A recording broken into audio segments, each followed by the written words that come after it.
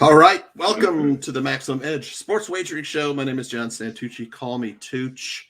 We got a special guest tonight. I got Anthony in the sidecar.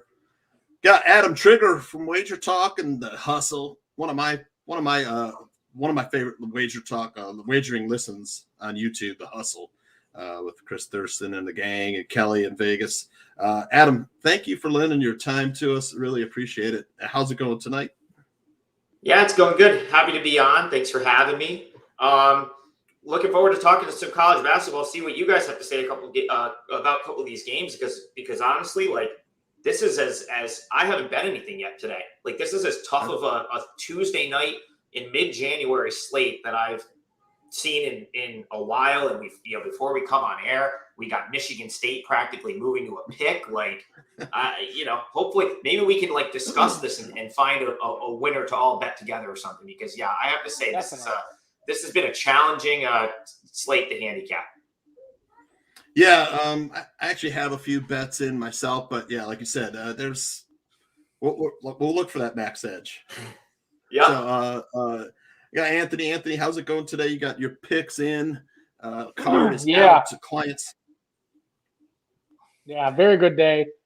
Very rainy here in Tampa, but I can't complain. It's only 50 degrees compared to like 0 up north. So yeah, it's 3 here in Des Moines. I was going to say we find it was frigid up here over the weekend. I'm in Schenectady, New York, but warmed up today. I think we had it is. I think we had a 30. I think it was up at 30 today, and it felt like 50 compared to. I was actually in Killington, Vermont over the weekend, and it was negative 14 on Friday night and negative 13 on Saturday. So never reached higher than single digits either day. So 30 today felt like summer. Great. Upstate New York, that's one of the parts of the country I am longing to visit. I haven't been. Whenever I think of charming movie locales, it's usually upstate New York. All sorts of these quaint little towns and stuff, and looks beautiful up there. Let's get into some college basketball. Let's just dig right into Michigan State, Illinois with Kofi Cockburn concussion, probably sitting out. A 99% chance he's sitting out, right, Adam? Yeah, no, he's got to be out now after that line move. And the intriguing thing here is the market is essentially saying that Illinois can't beat Michigan State without it. I mean, with that move, that kind of suggests like, okay, it's been bet down to essentially a pick. That they're saying Illinois has no chance here, and I kind of disagree with that. I thought it was like pretty much common knowledge around like 2-3 o'clock that he probably wasn't going to play. And I know it ticked down from 5 to 4.5 to 4. But to move to like 1 was shocking to me because I was actually still considering Illinois as an option, when ultimately when he decided, when I decided, okay, he's probably out, I'll probably move on to something else. But to suggest that Illinois can't win this game at home with him out, I think I would tread light. I wouldn't jump in on Michigan State right now. That's for sure. I mean, if you're sitting there holding a Michigan State +5, congratulations, you got some CLV. But even with Kofi out, I'm not convinced that Michigan State's the right side here. They come off a huge win on Friday night at Wisconsin. They got Michigan coming up this weekend, and now they're kind of in that weird spot midweek on the road. That being said, it's a really big game with 2 teams at the top of the Big Ten. So I'm not sure it's like a look-ahead spot. I don't know if you really look ahead Illinois, right? Like they're kind of a big deal. But who knows? Maybe going into the game, maybe they get a little overconfident because Kofi's out. I mean, Illinois still has a capable roster, and Illinois' got to be upset with how they played in their last game.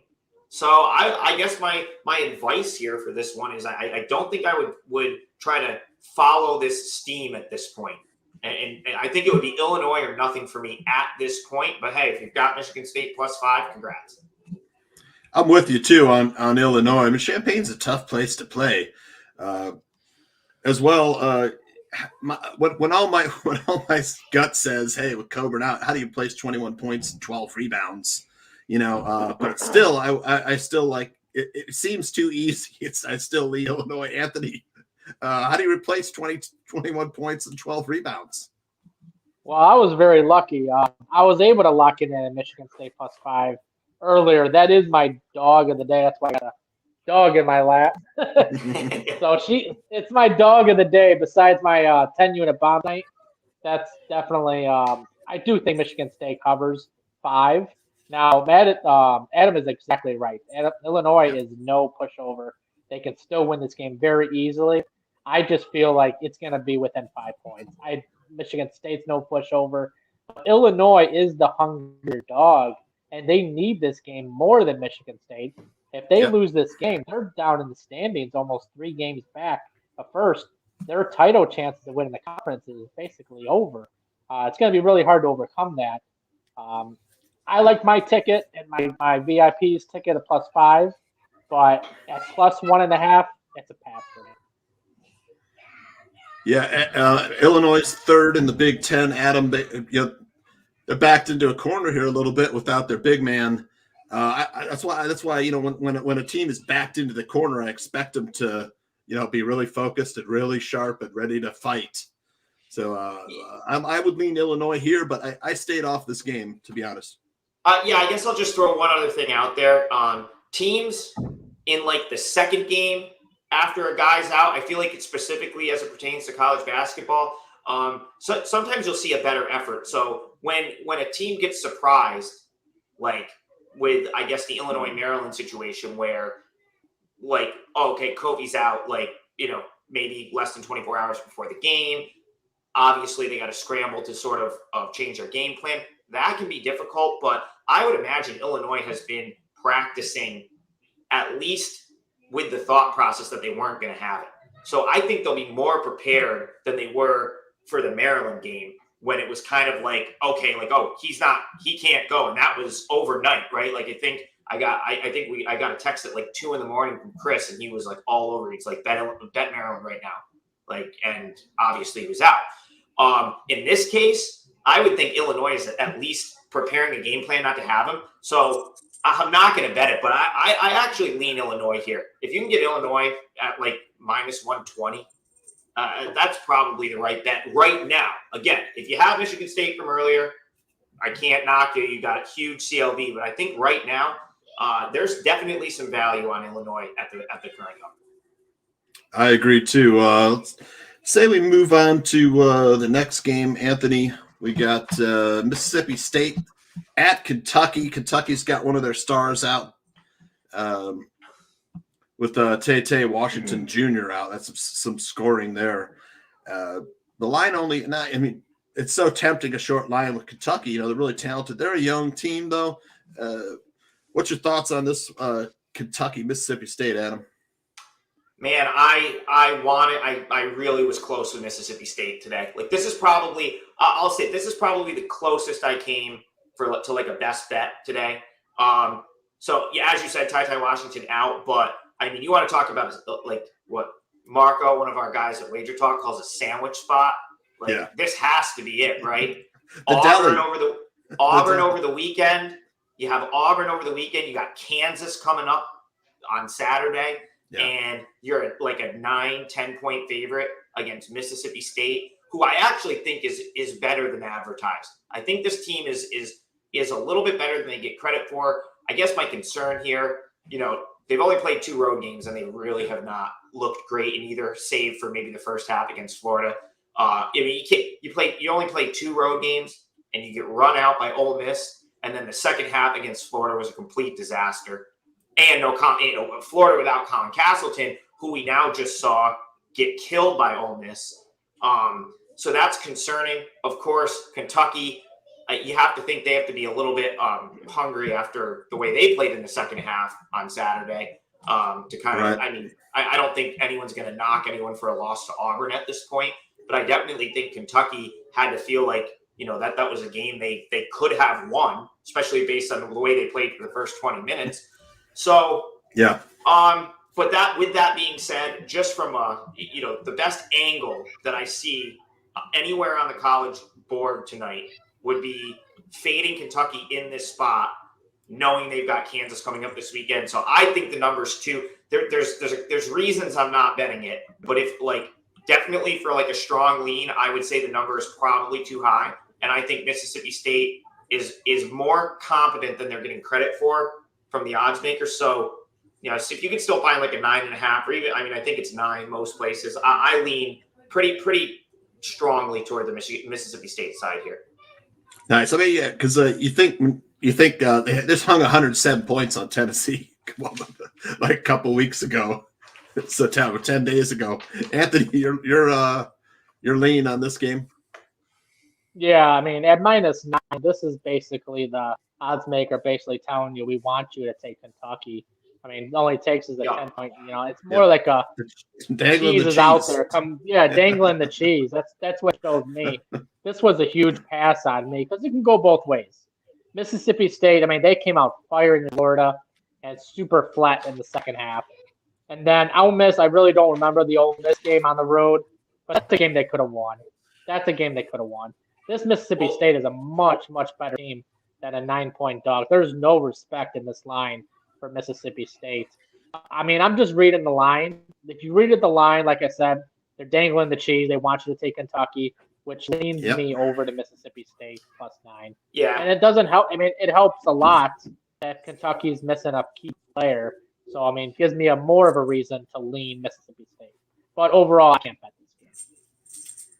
Yeah, they're absolutely begging for they want the Kentucky money. There's no question about it because it's not like Tay is out and they're still like, you know what I mean? Like they're still like they want people on Kentucky here. Like I would say the books are I don't know that they're taking a position, but they're definitely trying to attract Kentucky money in my opinion.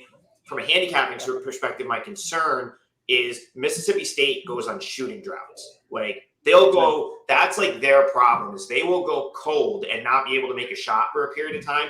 And my concern is if you do that against Kentucky, you could be down 10 pretty quickly. You get away with it. But with Washington out, that's going to, like, Kentucky's not going to be able to play as fast as they normally do. So who knows? That might actually tilt the scales in from a pace perspective, or like the way that Mississippi State wants to play might be a little bit more attainable without Washington. So yeah, I still have a pretty strong lean to Mississippi State here. Didn't quite make my card. I'm probably more selective. I'm pretty low volume. So I had my reasons that it wasn't like a client play, if you will. But I think if you're going to get involved tonight, that's the one that looks best to me, at least right now. Yeah, I would be on Mississippi State too. I mean, defensively, they're not bad. Average 65 points a game they're allowing. Kentucky right there around 64 points. So, I mean, 9 points seems a bit heavy for me too. And like Anthony said, the bookmakers dangling that Kentucky cheese. They want you to think you're getting the team from 10 days ago that hung 107 on Tennessee. But let's go on to the next game, and we got Adams. Not yet. Not alma mater. Not yet. Okay. We got Colorado versus. Are you okay? All right. We'll go. We can do the C. Yeah, we'll do Siena now. All right. We put an extra N in there for you, Adam. Oh, my bad. I yelled at Chris Thurston. I yelled at Chris Thurston the other day for spelling it like that. We got one N. Yeah, Siena College was one. I know better than that. I love this conference. This is kind of a fun conference with these smaller schools. You could really make some money on the smaller schools, especially this conference. And then they really do battle each other. You've got so many different teams in this conference. What's your thoughts, Adam, on your alma mater taking on Illinois? I mean, Siena. That's just too many points. Yeah, it's too many points, and the reason. So I think there's like a lot of people that are my clients or follow me that are kind of shocked that I'm not on Siena for like something substantial here, because I've been on them of late. Sure. And from a sheer numbers perspective, this is too many points. Like if we're just talking numbers, Siena's the right side in my opinion. Even where it is now 15.5, I still think Siena is the right side from a numbers play. That being said, it's the thing that plagued them on Friday night when they lost at Manhattan they lost focus in the second half of that game multiple times, and that's been a problem on the road for them this year. Like, so you go back to the Marist game 2 Fridays ago. I mean, they were down 22 in the first half, and they were able to come back with a crazy run and win the game. And I think that's, but the key there is they still dug themselves that 20-point hole. On Friday at Manhattan, they played a good first half, and then really just like they just did some stupid things in the second half to allow Manhattan to all of a sudden open up like a 10-point lead. So now third straight road game, and my concern is you're not going to get away with that against Iona. I guess that's my concern. They have the lapse where they like forget how to play for 4 minutes, which is you can look at their season. It's happened a number of times so far. Might be down 10 to 15 pretty quickly, against this Iona team if that happens. That being said, Sienna's got to feel. I was on the message boards earlier. They're heated right now. The MAC message boards between Siena and Iona fans going back and forth. Siena's got to feel disrespected because I can't remember the last time Siena was a 15-point dog to Iona. So I think they'll play hard. Like I said, numbers as a fan, if you will, I certainly hope they play well. I think the number you're definitely laying a premium to bet Iona here, but would I be surprised if Iona wins this game by 20? Not really. But I still think the right side from a betting perspective is Siena. I think they can hang around enough to potentially get the money. Right. I mean, they played each other tough. Last year it was like a 52-55 game, low scoring, and then this year you see Iona, really, really hanging points on teams.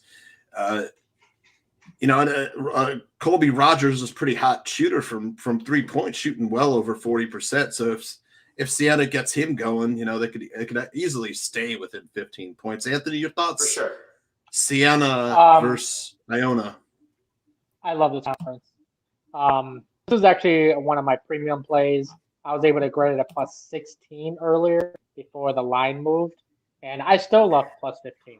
I'm all over Siena. There's no way that Iona's going to blow Siena out. I mean, we had earlier in the season when they played Manhattan plus 15 at that time, and I had 5 units. I loved Manhattan in that game, and it was the whole game. It was Manhattan was down 10, down 5, 15, down 10, down 15. It's going to be the same thing. Iona's they're a great offense, but they're very beatable to score on. You could still score on them. Yeah. Manhattan they made a threat out of them too. And I personally feel that Siena's better than Manhattan. I think Siena loses between 7 to 10.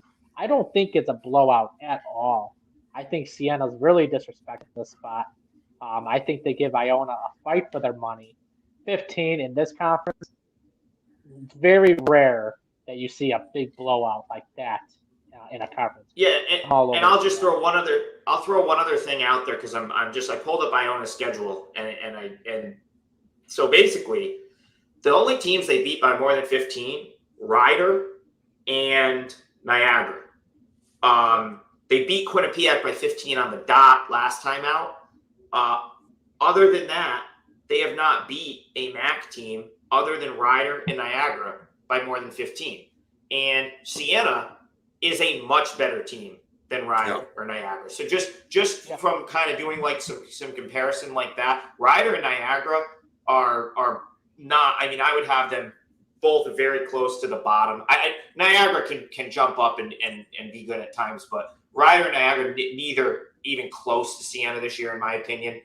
Yeah. So that's the I guess the reason it didn't make my card. I'm a little concerned with the third road game in the last 10 days or so, and what I've seen from Siena on the road with some of the mental lapses, which comes with the territory of new team, a lot of transfers. I think they're cleaning some of that stuff up. But I will say this: if Siena gets blown out of the gym tonight, they'll probably be undervalued on Friday night, which is back at the time. It's now the MVP arena as of like the other day. And Siena never loses that game at home to Niagara. Like just historically speaking, Siena runs Niagara out Hold on every a second. single year. Getting that bet in.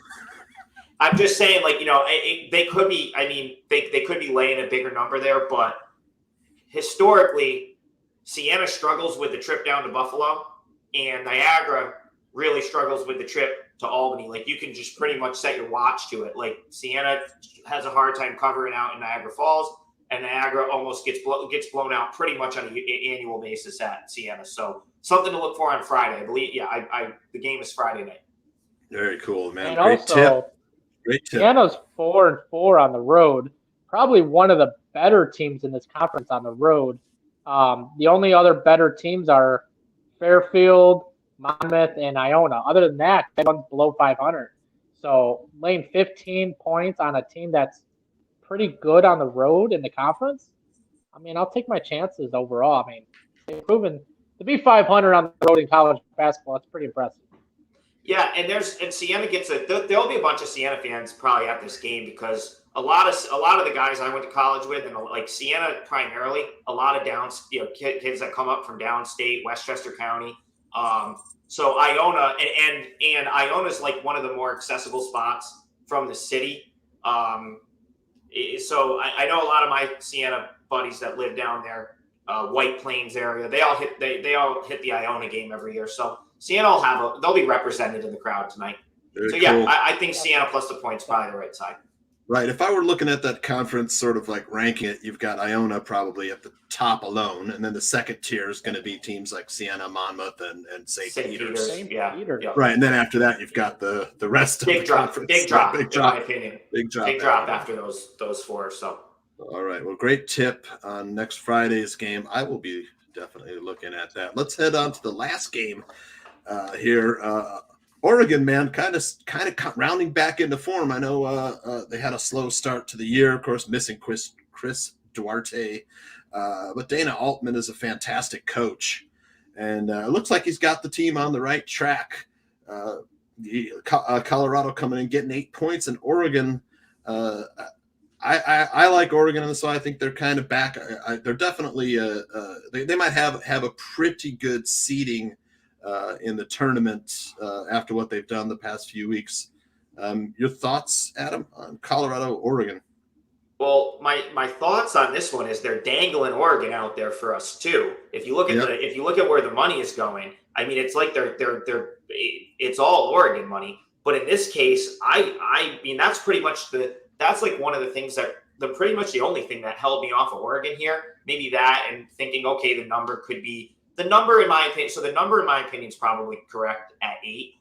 But Oregon has been a play-on team for me for weeks. I was talking about Oregon, over a month ago. I said this team's Dana Altman is a stud. He's one of the best coaches in college basketball. He will figure this team out. He'll figure out his rotation.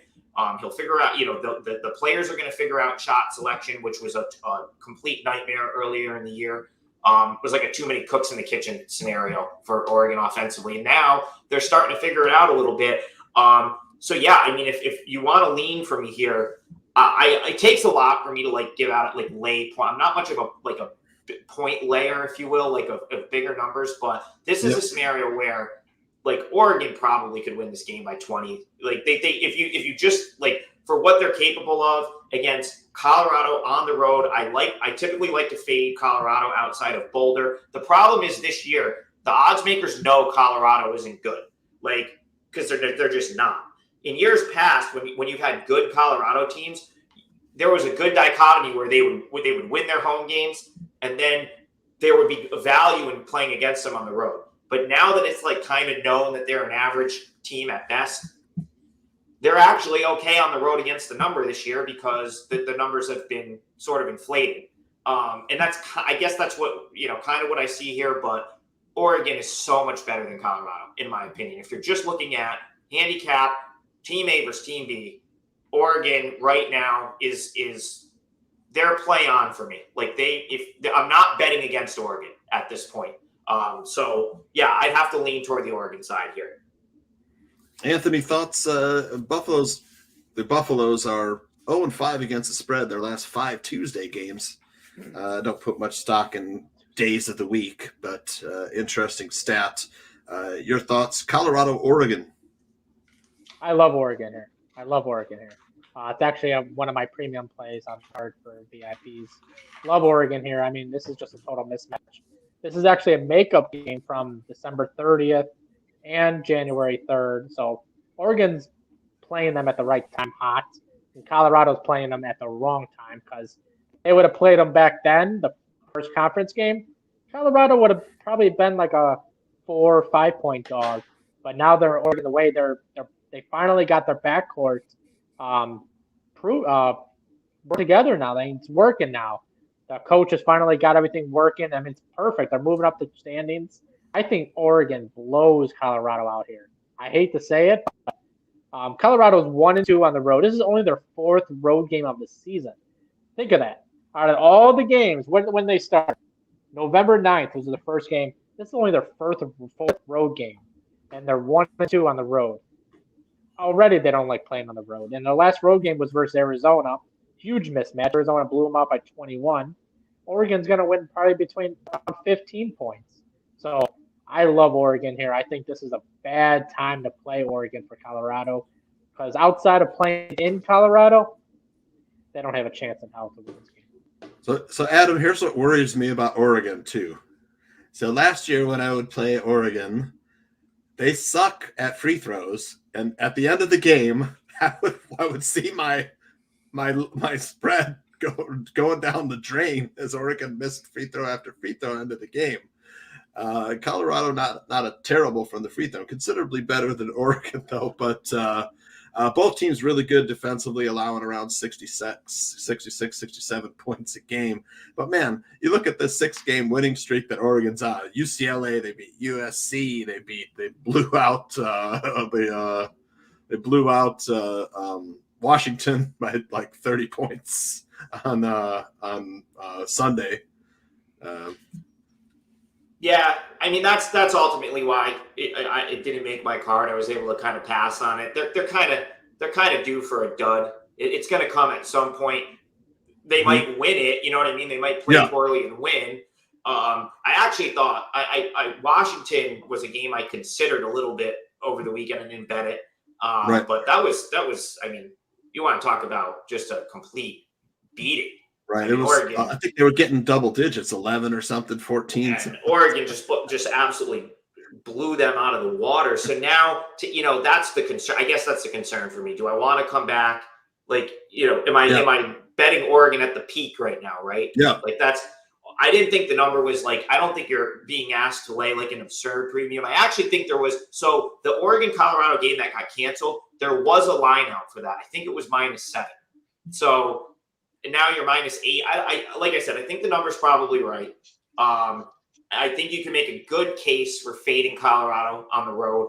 I think historically, they're going to probably be get the money at home, and they're probably a good fade on the road. But yeah, it's just too square. Like that's what it comes down to. Like it's just way too one-sided on Oregon right now.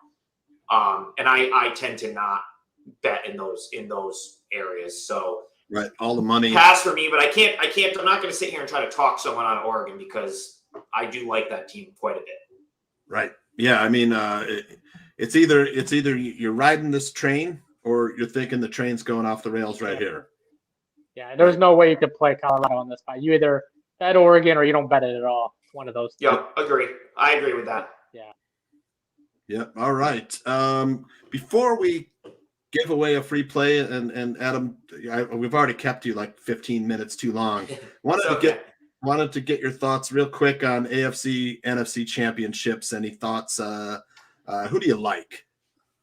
Man, I'll tell you right now, I really haven't even started to formulate an opinion on either of these games. And the reason for that is when we get to the NFL playoffs, I try not to attach myself to a side until the market develops a little bit.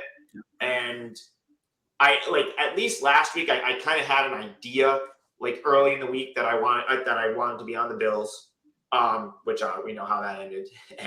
But ultimately the play. He was on the Bills in life. Yeah, the playoffs have been good for me though, and in the NFL playoffs, really don't start. So the nice thing about the NFL playoffs is that the lines are not going to move that much. So you're not going to get like, there's never going to be a scenario where like the books make a mistake, right? They're not going to put out a mistake line in the AFC and NFC championship. So for me, I like to let things materialize. I'll usually start formulating opinions come Thursday, Friday, and that's, I might not bet the games until Friday night, Saturday. And it's just like, I just feel like it's better that way than like, trying to form like an opinion on the side earlier in the week. Now all of a sudden the market is doing one thing. I don't know. I have a feeling like I saw the Chiefs got pushed up a little bit. I'm curious. I wonder if there's going to be some sharp money going on the Bengals, which is like kind of a way I would look, only because I think the Chiefs might be a little overheating when it comes to the number. But again, I'm going to kind of let the markets dictate whether I get involved or not. I mean, it's still just 2 NFL games. Like, they're big games, but as far as we're concerned, it's just 2 more games. Like, the better move might be to bet college basketball that day. Like, who knows? But I'm with you. The Chiefs just played a really emotional long game against the number 1 defense in the NFL. And if you were on the Bills side, you got to feel a little cheated that Josh Allen didn't get the ball in overtime. I think for playoffs, man, they got to consider changing the rule for playoffs, where at least maybe it's a set period, maybe not 15 minutes, maybe 10. I like that. That's what Dave Koken was saying that the other day. Like, it's the playoffs. Like, it's not like these guys are. The season's on the line. If they lose, they're not going to play until next summer. So give them like an extra 10 minutes or an extra quarter. See if it can be settled in 10 more minutes of like actual football, right? As opposed to like team gets the ball, drives on the field, wins, and game's over. Right. So some really questionable coaching last weekend, especially. Patrick Mahomes with 13 seconds, he's got to get rid of the ball in like 2 seconds. Why are you rushing 4 men? Why don't you, throw a couple more defensive backs back there, to prevent the field goal try. But all right, what do you say we give away I think we got the White House. We had one question from maybe one of your fans here. What's up, Trig? Great call on the 2 4%ers last night. Wow, awesome. I don't know if you're giving away the 4%er today. That's not the question, but no, Robert, I got you. Listen, this is very rare for me to not just like, it's a Tuesday night, middle of January, to have a pass day is like almost unheard of, but I just couldn't get there with anything tonight. So I decided to pass. I will give out one of my plays. I will give out for free on the College Basketball Daily Show tomorrow, which is Wager Talk TV, 2 p.m. Right. I will definitely give one out, assuming I have one at that time, which I probably will. I'll definitely give one out on the show tomorrow. So right, that's the Joe Ranieri. Ranieri host. I love his Joe voice. Ranieri host. Great voice. Great voice. Drew Martin's on there, another great voice. It's like he's just like he always talks in that like the radio voice. It's amazing. Yeah. Like and then Matt Josephs is the other guy. So it's good. We pump out a lot of good information, and I will definitely have a play on that. But yeah, just a strange night for me. I'm going to go be a fan here in a minute. Watch Sienna. Hope they hang around. But yeah, I just it's weird to not have like money on a game right now. Maybe I don't know. Maybe I'll find something to do. But nothing strong for me tonight. I was able to basically had like 4 or 5 games I was looking at. I was able to talk myself off of all of them. So, but that's okay. Yeah. We'll wait and try to find one tomorrow. I think I've hit 4 in a row college basketball now after last night. So that's another thing. I'd rather just pass and come back the next day than force it on something I don't love. Yeah. Sometimes the best bet you make is the one that you don't play. The no bet. So, no bet, right? And usually the opening line is the best line you'll ever get. So keep that in mind. Adam, let's give away a free play, then we'll get out of here. Thank you again for your time. I got a little free play transition.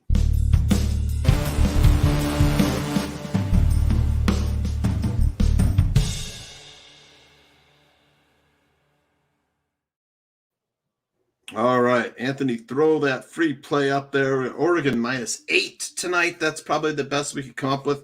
But we also like the Sienna getting that boatload of points. I want to thank Adam, our guest. Hopefully you come back and visit with us again during the college basketball season. This was great. We already went 20 minutes over time, our normal time. So great information for Maximum Edge listeners. Adam, thanks again. Anthony, thank you very much. And we will see you guys next time. Thank you.